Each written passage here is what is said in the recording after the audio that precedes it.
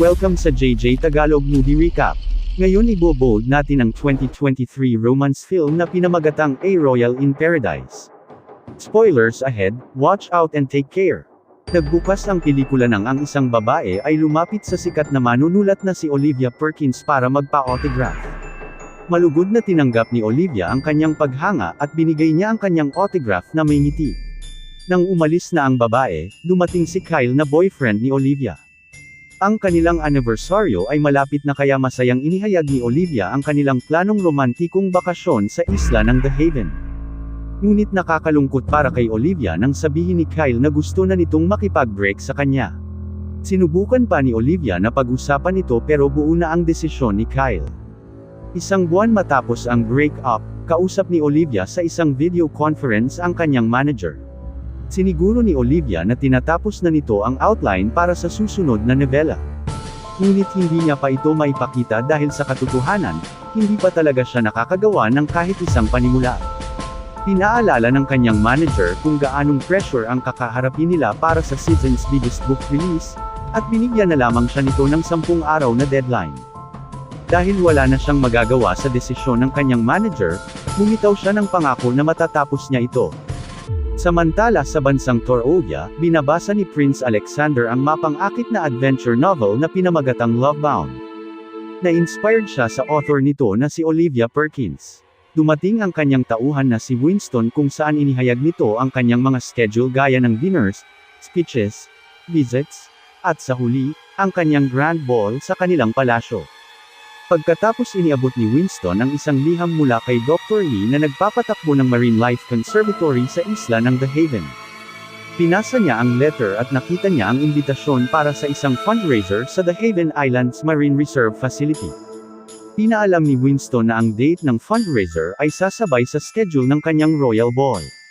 Biglang dumating ang kanyang ina na si Queen Patricia at sinabi nitong maghanda siya para sa pagsasaayos ng kasal nila ni Lady Catherine dahil inimbitahan daw nito si Catherine sa gagaganaping royal ball sa palasyo. Hindi masaya si Alexander sa bagay na ito dahil ayaw nitong pakasalan si Catherine. Pero pinagdiinan ng kanyang ina na si Lady Catherine ang nababagay para sa kanya. Bigla siyang nagkaroon ng plano para takasan ang marriage proposal kay Catherine. Pinaalam niya na ang schedule ng ball ay sasabay sa schedule ng kanyang fundraiser sa isla ng The Haven.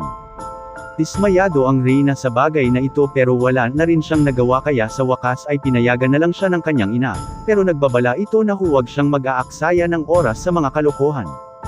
Sumunod na eksena, pumunta si Olivia sa isang bookstore at napansin ang sarili niyang libro na Lovebound. Nagkataong nandoon din pala ang prinsipe kaya ang dalawa ay aksidenteng nagkabanggaan. Hinungin ng pasensya ang prinsipe at tinulungang pulutin ang libro.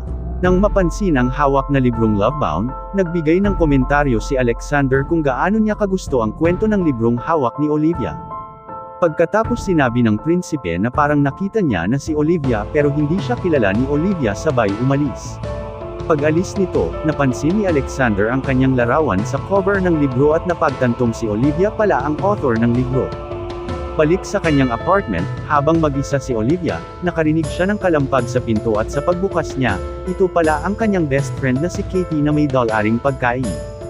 Pagkatapos pinag-usapan ng dalawa ang kamakailang breakup ni Olivia at ang problemang deadline na hinahabol nito. Napansin naman ni Katie ang brochure ng The Haven Islands at iminungkahi sa kaibigan na magbakasyon muna sila sa isla para maalis ang kanyang problema. Pinag-isipan muna ito ni Olivia at kalaunan pumayag siya para sa isang linggong bakasyon sa The Haven Island. Sumunod ay dumating ang magkaibigan sa resort room ng The Haven. Pumunta muna si Katie sa pool habang si Olivia ay nakafocus pa rin sa paggawa ng novela. Ngunit dahil hindi talaga siya makaisip ng ideya para sa bagong novela, nagpasya na lang din siyang mag-relax kasama si Katie.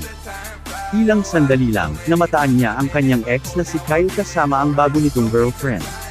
Nagtago siya sa damuhan para hindi siya mapansin, ngunit bigla namang dumating si Alexander sa likuran niya. Ipinakilala nito ang sarili kay Olivia at tinanong kung anong ginagawa niya. Medyo nahiya si Olivia at sinabing tinitingnan lang daw nito ang mga halaman. Humang inang pasensya si Alexander dahil daw hindi nito agad nakilala na siya pala ang sikat na author na si Olivia Perkins. Pagkatapos dumating si Kyle at bagong kasintahan nitong si Tiffany, Pinaliwanag ng ex-boyfriend niya kung paano nito nakilala si Tiffany sa isang business meeting. Samantala naguguluhan naman si Olivia dahil nung sila pa ni Kyle, hindi ito kailanman pumayag na magbakasyon sila dahil palagi daw itong abala sa trabaho, pero ngayon ay kasama niya ang kanyang bagong girlfriend. Sumunod na eksena, nakasalubong muli ni Alexander sina Olivia at Katie kasama si Winston. Hinimok ni Alexander kay Winston na huwag nitong ipaalam na siya ay isang prinsipe. Sinabi niya kay Olivia na sila ay narito sa isla bilang part-time consultants para sa Marine Reserve fundraiser. Pagkatapos nagmungkahi siya sa dalawang dalaga na ipakita sa kanila ang ilang pasilidad ng resort. Pinag-usapan muna ito ng dalawa at kalaunan ay pumayag din sila. Matapos masikor ang inaasahang double date, umalis na ang dalawang binata. Habang naglalakad pabalik sa kanilang kwarto, makikita natin si Ridley, ang security head ni Queen Patricia. Minaman-manan ang bawat galaw ng prinsipe at agad niya itong ipinapalam sa reyna. Kinabukasan dumating na si Olivia at Katie sa beach para sa isang tour ng resort facilities. Maya-maya ay sinubukan nila ang kayak. Tinuro ni Alexander si Olivia paano gumamit ng sagwan, pero aksidente siyang nahulog sa tubig. Pagkatapos tinulak niya rin si Alex sa tubig at silang dalawa ay unti-unting nagkakamabutihan. Pagkatapos nun, inimbitahan ni Tiffany si Olivia sa isang laro ng volleyball. Sinabi ni Kyle na si Olivia ay hindi masyadong mahilig sa sports. Dahil na-offend siya sa sinabi ni Kyle, agad nilang tinanggap ni Alex ang imbitasyon ni Tiffany na maglaro. Matapos ang impresibong mga galaw, nagawa nilang manalo sa laro, agad na umalis si Kyle dahil medyo napahiya siya. Matapos ang lunch, naglakad-lakad muna si Alex at Olivia sa dalampasigan.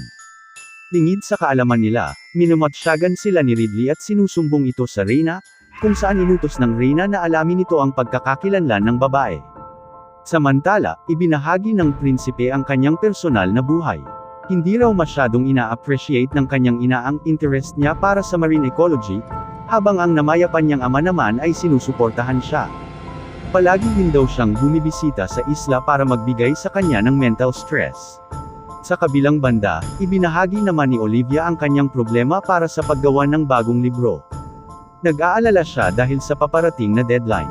Isiniwalat niya rin na lahat ng isinusulat niya sa libro ay nakabase sa karanasan.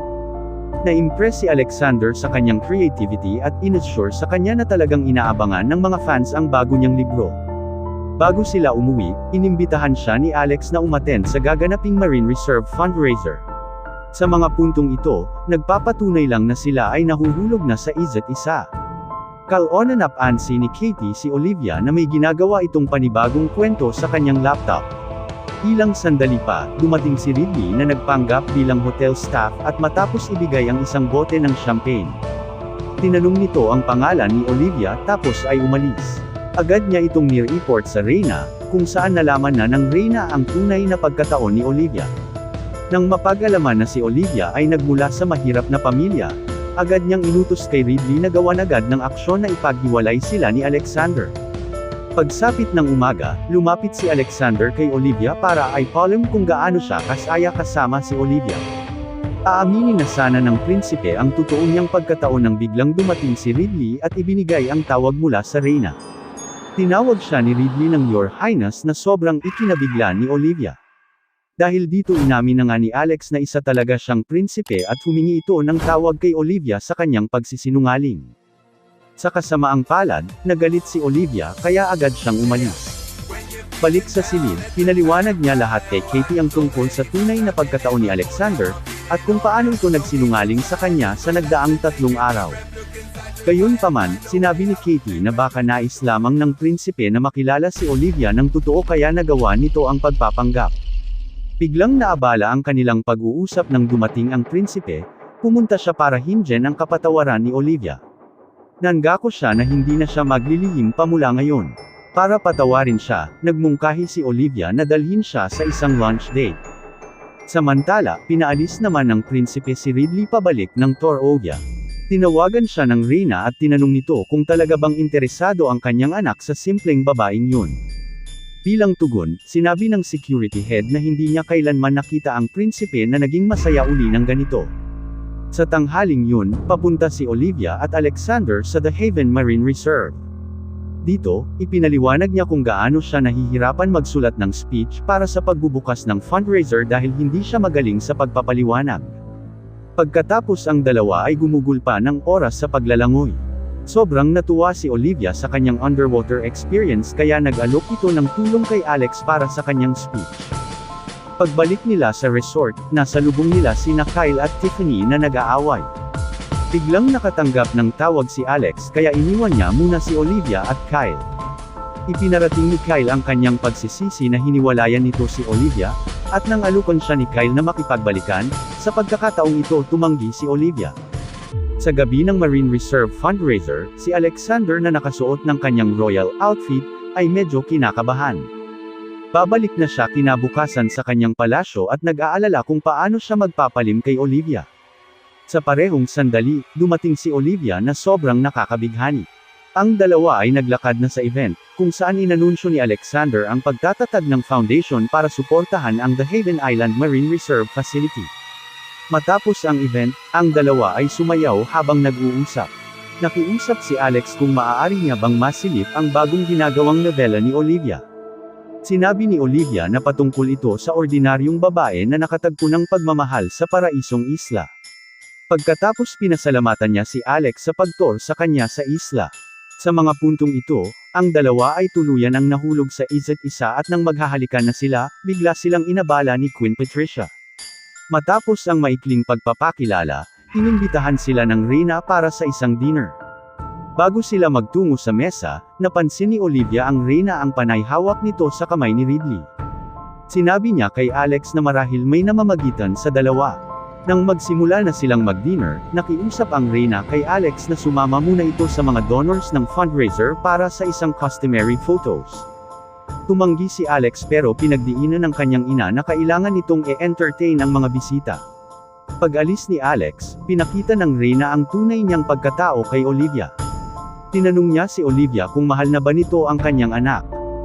Pero hindi sumagot si Olivia kaya inangkin ng Reyna ang sagot niya bilang yes. Pagkatapos sinabi ng Reyna na ang simpleng babae ay hindi kailanman mabibilang sa royal household. Nakiusap din siya kay Olivia na umalis na ito na hindi nagpapaulam kay Alex. Nasaktan at dismayado, umalis si Olivia sa party nang hindi siya napapansin. Nasa lubong niya si Kyle at napansin nito na umiiyak siya.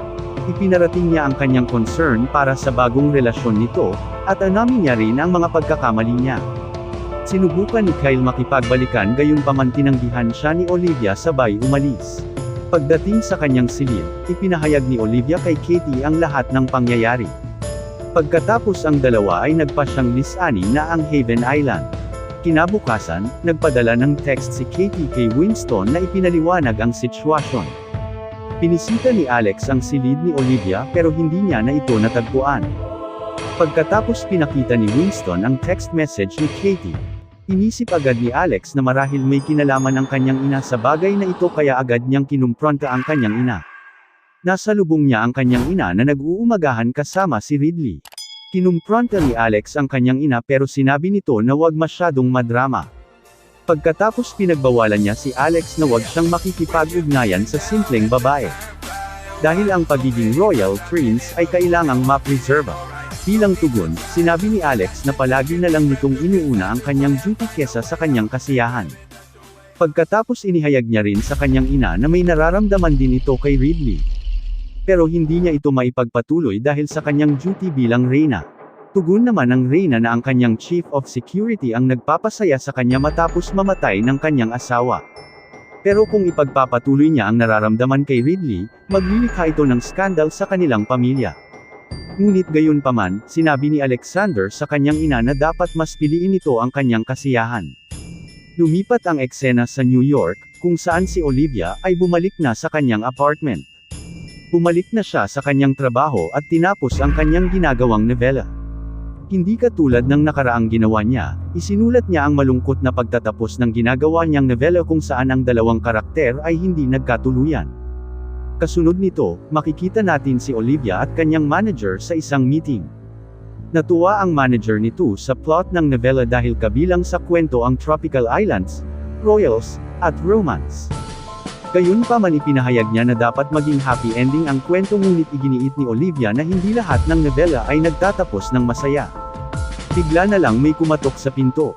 Pagbukas niya ng pinto, hindi niya lubos akalain na ito ay walang iba kundi si Alexander kasama sina Katie at Winston. Inamin ng prinsipe ang kanyang nararamdaman para kay Olivia. Ang mas nakakagulat, dumating din ang Reyna kasama ang kanyang lover na si Ridley. Humong inang tawad ang Reyna sa mga sinabi niya kay Olivia at hindi dapat nito tinututulan ang nararamdamang pagmamahal ng isang tao. Pagkatapos binigyan niya si Olivia at Alexander ng blessings bago umalis para sa isang lunch date kasama si Ridley. Nagtapos ang pelikula kung saan si Alexander at Olivia ay naghalikan, habang ang manager na nakikinig sa kanilang pag-uusap, ay nakiusap kay Olivia na bigyan ng happy ending ang ginagawa niyang nobela.